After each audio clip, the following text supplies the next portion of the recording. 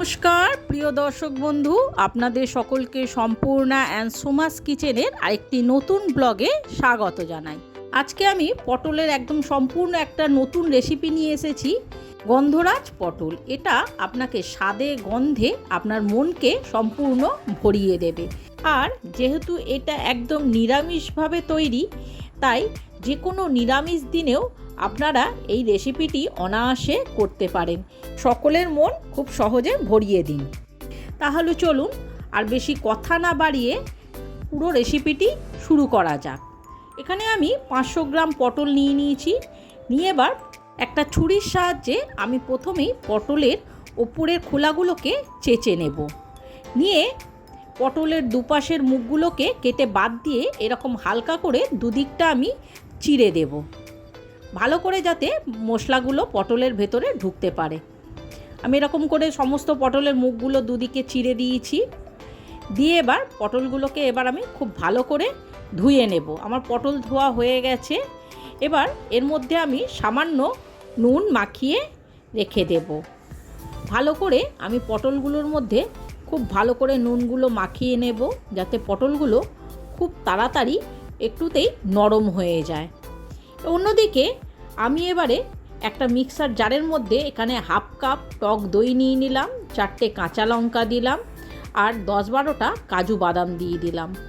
এবার যেহেতু এটা গন্ধরাজ পটল, তাই এর মধ্যে গন্ধরাজ লেবুর গন্ধটাই খুব বেশি থাকবে। তাই আমি একটা গন্ধরাজ লেবু নিয়ে তার গন্ধরাজ লেবুর ওপরের যে গ্রিন কালারের যে পাতলা আস্তরণটা, সেটা একটা গ্রেটারের সাহায্যে হালকা করে আমি গ্রেট করে এটা দিয়ে দিলাম।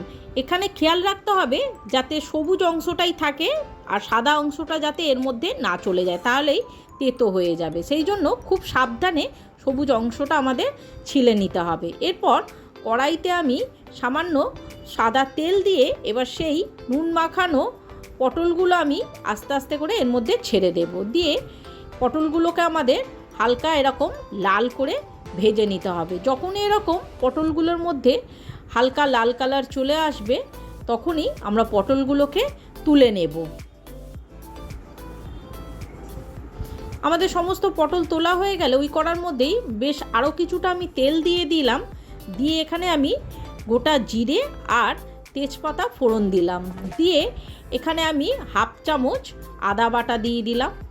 আদাটা খুব ভালো করে আমাদের কষিয়ে নিতে হবে, যাতে এতে আদার গন্ধ আর না থাকে। যেই আদার গন্ধটা চলে যাবে, তখনই এখানে আমি সেই টক দই, কাঁচা লঙ্কা আর কাজু বাদামের পেস্টটা দিয়ে দেব। দিয়ে এবার খুব ভালো করে এগুলোকে আমাদের একসঙ্গে কষাতে হবে। বেশ কিছুক্ষণ মশলাটা কষানোর পর এখানে আমি এখন স্বাদ মতো নুন দিয়ে দেব আর 1 চামচ চিনি দিয়ে দেবো, যাতে এর টক ভাবটা ব্যালেন্স হয়ে যায়। এরপর সমানে এইগুলোকে একসঙ্গে আমাদের মিশিয়ে ফের কষাতে কষাতে যখনই দেখবেন এরকম তেল ছাড়তে শুরু করে দিয়েছে মশলা থেকে, তখনই আমি সেই বাটি ধোয়া জলটা এর মধ্যে দিয়ে দেব। দিয়ে এবার খুব ভালো করে আমাদের এইগুলোকে একসঙ্গে মিশিয়ে নিয়ে এবার যখনই এই গ্রেভিটা ফুটতে শুরু করবে এই রকম, তখনই আমি সেই ভেজে রাখা পটলগুলো এর মধ্যে দিয়ে দেব। পটলগুলো দিয়ে খুব ভালো করে আমাদের এইটাকে পটলের সঙ্গে মিশিয়ে নিয়ে ভালো করে নাড়াচাড়া করে দিয়ে আমি এইটাকে এবার বেশ কিছুক্ষণের জন্য 10 মিনিটের মতো চাপা দিয়ে দেব।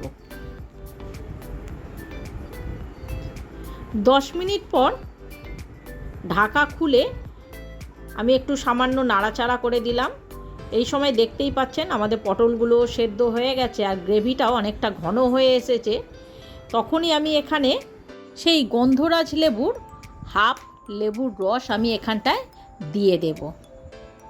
বেশ কিছুটা 1-2 চামচ লেবুর রস দিয়ে আর আমি সেই গন্ধরাজ লেবুর ওপরে জেস্টটা পাতলা গ্রিন আস্তরণটা ফের হালকা করে এর মধ্যে ছিলে দিয়ে দেব গন্ধের জন্য। এবার সামান্য জেস্ট দিয়ে এবার খুব ভালো করে এগুলোকে আমাদের মিশিয়ে নিতে হবে।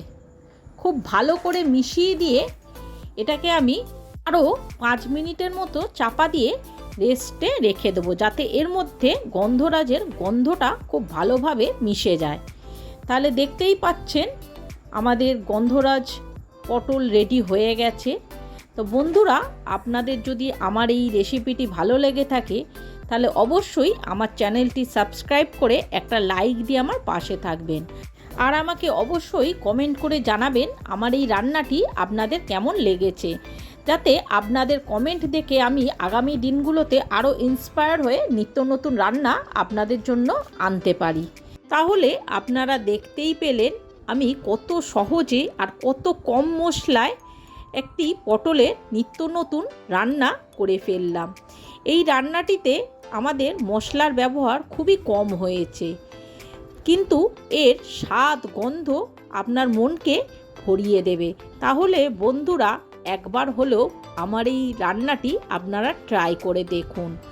রোজ রোজ পটলের একঘেয়েমি রান্না খেয়ে আপনারা বোর হয়ে গেছেন। এবারে পটলের এই রান্নাটি আপনাদের মনে তৃপ্তি এনে দেবে। আর নিত্য নতুন রান্না কারই না ভালো লাগে, তাই একঘেয়েমি রান্না ছেড়ে এবারে নতুন এই রেসিপিটি একবার হলেও আপনারা বাড়িতে বানিয়ে দেখুন। বন্ধুরা, সকলেই আপনার প্রশংসা করবে। আর যেহেতু এটি একদম সম্পূর্ণ নিরামিষভাবেই তৈরি করা হয়েছে, এর মধ্যে কোনো পেঁয়াজ রসুনের ব্যবহার করা হয়নি, তাই আপনারা এটা নিরামিষ দিনেও রান্না করতে পারেন। তাহলে বন্ধুরা, আর দেরি না করে ঝটপট আমার এই রান্নাটি দেখে আপনারাও রান্না করে ফেলুন। বন্ধুরা, আজকের মতো আমার এই ব্লগটি আমি এখানেই শেষ করলাম। দেখা হচ্ছে আর একটা নতুন রেসিপির সাথে আর একটা নতুন ব্লগে। নমস্কার।